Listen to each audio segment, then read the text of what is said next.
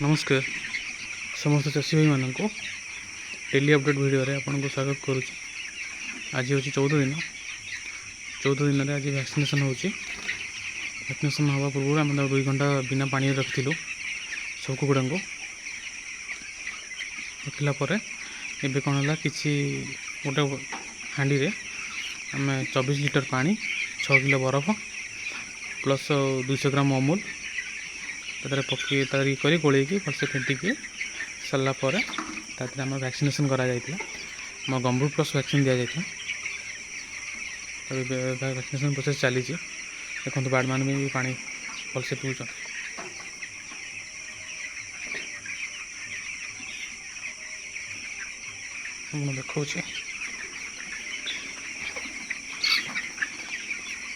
देखा देखा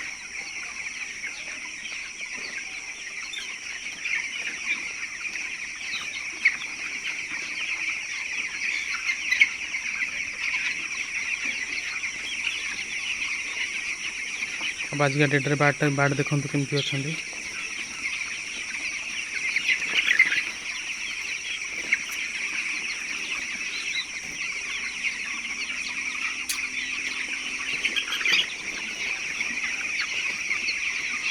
आपण मैंने कौन वैक्सीन करूँ फार्म रे निश्चिंत जनातु।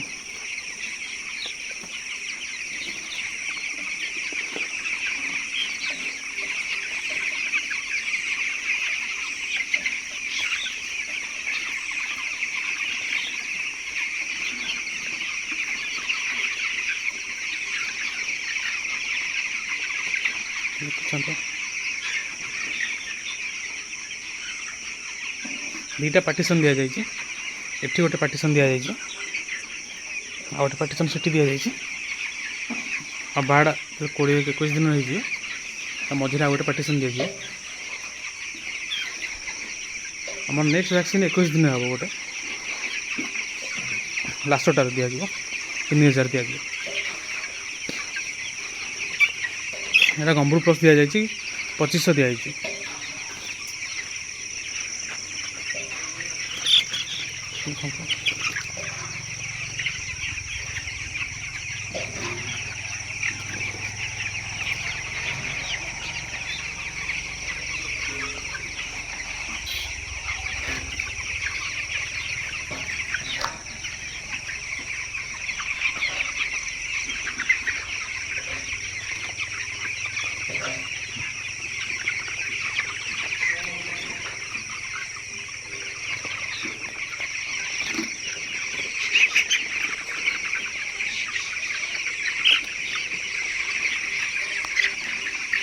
ଆପଣ କେଉଁ ଭ୍ୟାକ୍ସିନ୍ ୟୁଜ୍ କରୁଛନ୍ତି ଆପଣ ନିଶ୍ଚିନ୍ତ ଜଣାନ୍ତୁ।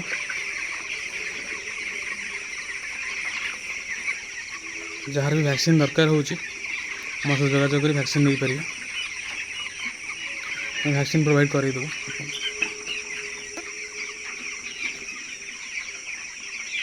ଆପଣ ଧ୍ୟାନ ରଖିବେ ଯେମିତି ସମସ୍ତ ବାର୍ଡ଼ ଆଉ ଯେମିତି ଭ୍ୟାକ୍ସିନ୍ ପାଣି ପିଇବେ ସେଇଟା ଆପଣ ଧ୍ୟାନ ଦେବେ।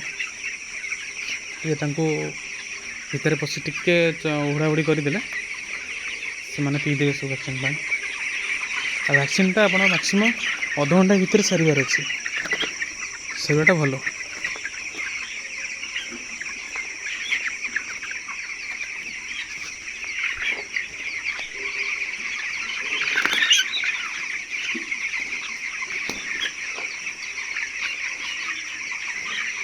रोचे नमस्कार।